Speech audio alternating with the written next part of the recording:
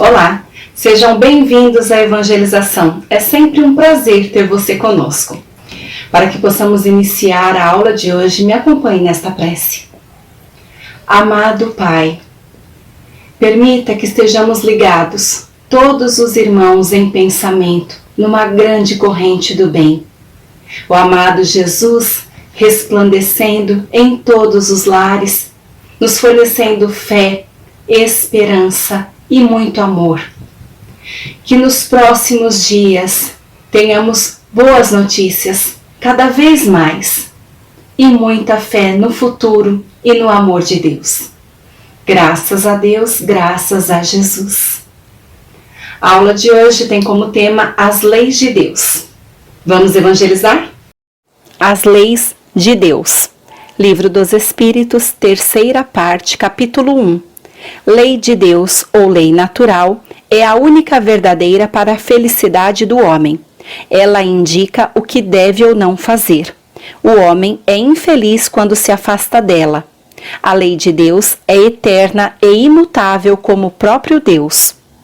O Livro dos Espíritos para a Juventude, Eliseu Rigonati, 27º serão.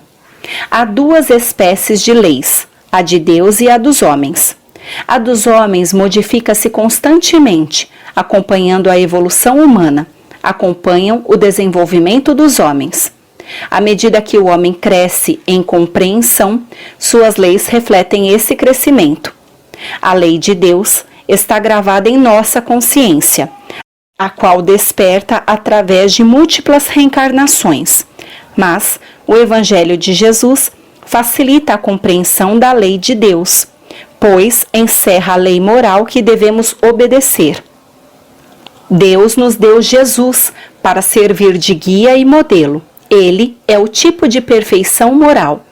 A doutrina que ensina é a expressão da lei de Deus. Moisés dividiu a lei de Deus em 10 partes, que são a adoração, o trabalho, a reprodução, a conservação, a destruição, a sociedade, o progresso, a igualdade, a liberdade e a justiça, o amor e a caridade. Tal divisão abrange todas as circunstâncias da vida. O Livro dos Espíritos, questão 648. A última lei é a mais importante. Por ela, o homem pode avançar mais na vida espiritual, porque resume todas as outras. Lei de adoração.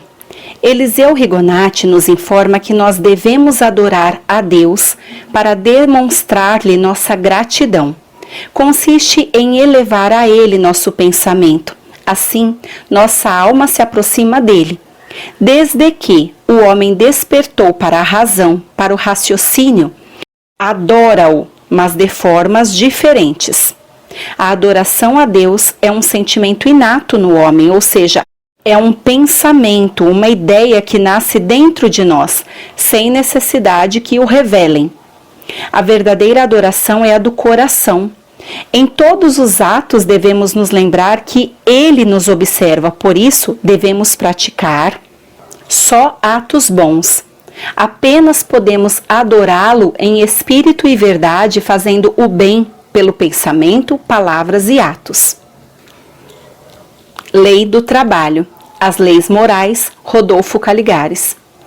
Por meio do trabalho, o homem desenvolve sua inteligência e aperfeiçoa suas faculdades. O trabalho honesto fortalece a dignidade, faz do homem um ser respeitado pela comunidade em que vive, contribui para a sensação de segurança. Para ter êxito no trabalho, não deve buscar o ganho de muito dinheiro, mas a satisfação íntima. Cada um deve se dedicar à atividade de acordo com suas aptidões e preferências, sem se deixar influenciar pela vitória de outros nesta ou naquela carreira. Cada profissão exige determinadas qualidades que nem todos possuem. Quem não consegue a ocupação que deseja, deve, para não ser infeliz, adaptar-se ao trabalho que lhe tenha sido dado, esforçando-se por fazê-lo cada vez melhor. Isso ajuda a gostar dele. Saber que sua função é importante, dar o melhor de si, concorrer para o progresso e bem-estar social como lhe compete. O trabalho deve ser assegurado a todos para que provejam suas necessidades e da família, sem precisarem pedir nem aceitar esmolas. Todos devem ser úteis. Lei de reprodução. Aos olhos de Deus, que julga segundo as intenções de cada um, é preferível ter poucos filhos e fazer deles homens de bem, a tê-los numerosos, mas abandoná-los à própria sorte. Quanto aos casais que evitam ou limitam os filhos, atendendo só ao comodismo, se tornam mais repreensíveis quanto maiores sejam suas possibilidades de concebê-los, criá-los e educá-los. Lei de conservação. É inerente a todos os seres vivos. O homem, no exercício do seu livre-arbítrio, comete excessos e extravagâncias, resultando daí muitas doenças que o conduzem à morte prematura. Mas os sofrimentos decorrentes de desregramentos que comete dão experiência, fortalecem a razão, habilitando a distinguir o uso do abuso. Os homens deviam prestar auxílio a todos que não encontram solos férteis ou calamidades.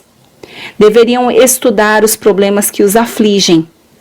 No Livro dos Espíritos, questão 703 e 704, a vida é necessária ao aperfeiçoamento dos seres que têm instintivamente esse sentimento.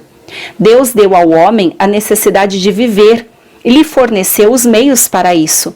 Se não os encontra, é por falta de iniciativa. Por isso, faz a terra produzir o necessário a todos, porque só o necessário é útil. Livro dos Espíritos, questão 728, Lei de Destruição. É preciso que tudo se destrua para renascer e regenerar. O que chamamos destruição é apenas transformação, que tem por objetivo a renovação e o melhoramento dos seres vivos. Para Eliseu Rigonati, a destruição das coisas da natureza são de duas espécies. Destruição necessária para a melhoria do planeta, para conforto e segurança do homem, é a que chamamos de progresso, que por vezes exige a destruição de muitas coisas naturais. E a destruição abusiva, ou seja, destruir sem necessidade nenhuma, seja no reino animal como no vegetal. Essa destruição é um mal. O Livro dos Espíritos, questão 766 a 768, Lei de Sociedade. Deus fez o homem para viver em sociedade. Deu-lhe a palavra e todas as demais faculdades necessárias ao relacionamento, para que todos possam concorrer para o progresso ao se ajudarem mutuamente. O homem deve progredir, mas não pode fazer isso sozinho, porque não tem todas as faculdades. Precisa se relacionar com os outros homens. Pelas relações sociais, se completam para assegurar bem-estar e progresso. Lei do progresso. Eliseu Rigonati explica que o estado natural é o primitivo. Nós progrediremos sempre sem cessar. Jamais voltaremos ao estado de infância da humanidade, ou seja, ao estado natural. Isso seria negar a lei. O estado natural foi o ponto de partida da humanidade, início do desenvolvimento intelectual e moral. A humanidade progride à medida que melhor compreende e pratica essa lei. O Livro dos Espíritos, questão 803, Lei de Igualdade. Todos os homens são iguais diante de Deus. Todos tendem ao mesmo objetivo e Deus fez suas leis para todos. Todos os homens são submissos às leis da natureza, nascem com a mesma fraqueza, estão sujeitos às mesmas dores. Deus não deu a nenhum homem superioridade. Lei de Liberdade. Rodolfo Caligares explica que o homem tem o direito de fazer tudo quanto achar conveniente ou necessário à conservação e desenvolvimento de sua vida. Essa liberdade não é absoluta, porque convivendo em sociedade, o homem tem o dever de respeitar esse direito em cada um de seus semelhantes. Há muito tempo, a escravatura foi abolida.